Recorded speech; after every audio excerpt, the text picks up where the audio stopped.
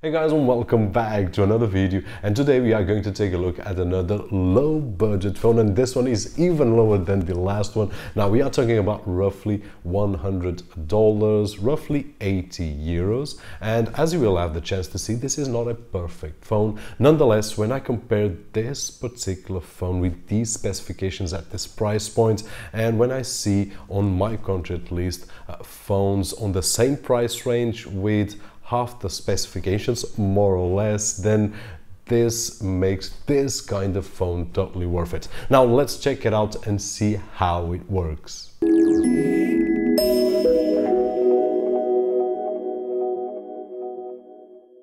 And we are back. So starting as always with our very quick unboxing experience, I'll give you guys just a few seconds so that you can take a quicker look. Now looking closer at the phone itself, what I can say is that for a 5-inch it feels really nice on the hand, and especially because of these round edges that the phone has both on the back and then slight round edges on the front. It has a removable rubberized plastic back cover, as you guys can see on screen, with a non-removable 2800 mAh battery, and it can take up to 2 SIM cards and 1 micro SD card. And it also has at the back the fingerprint sensor that recognizes really well, and I'll give you guys a few seconds so that you can see my tests over there. Now what I can say is that it's a bit slow recognizing it, but 95% more or less recognizes and captures my fingerprint. Now in terms of firmware, it comes with Android 7.0 stock version, and I've seen a few versions of this phone, so I'll leave a link down below exactly with this particular phone.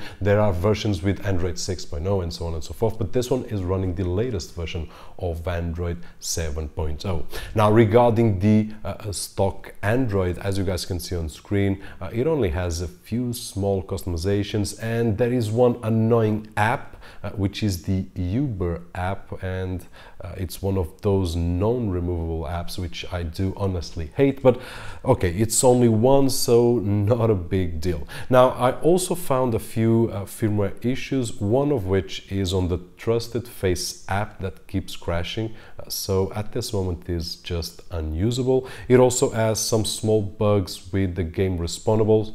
When we are trying to start the game, sometimes it will give a small bug, and also it has a few small issues that appear from time to time when we play the YouTube app, that from time to time it crashes, but hopefully this will all be fixed because Vernee THOR right over here has online updates and they work well, so hopefully in the near future these issues will be fixed. Now in terms of specifications, guys, this is an entry-level phone all around, if I can say so, with an entry-level to mid-range SoC, which is the MediaTek 6753. Not the huge SoC, not a great performance, but not bad at all. And it also has 3 GB of RAM and also 16 GB of flash storage, with a 5-inch display with a resolution of HD or 720p, which in my opinion could be a bit higher, but for the price I guess it's okay.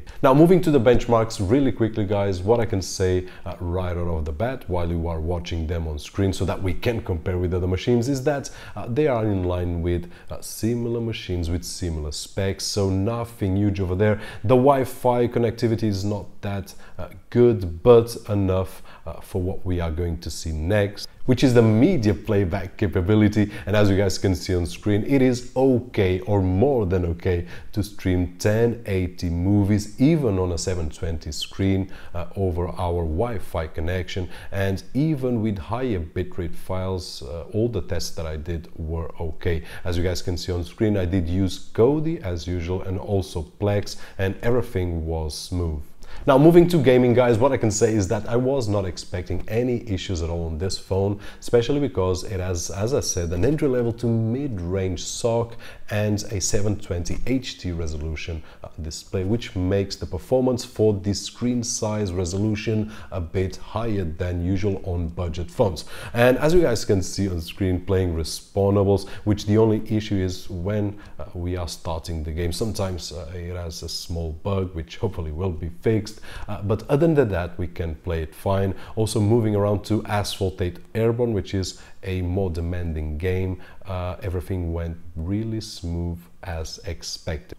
Now, I also tested the GPS just for curiosity and also because this is a frequent question on my review. So here it is, the GPS test, and what I can say is that with no data connection it worked flawlessly, probably with a little bit of delay, but nothing special. I could drive easily even if I didn't know the street direction, so as you guys can see right over there. Now, moving to the sound. Hey guys, and welcome back to another video, and today we are going to take a look at this beast of a NAS right over here.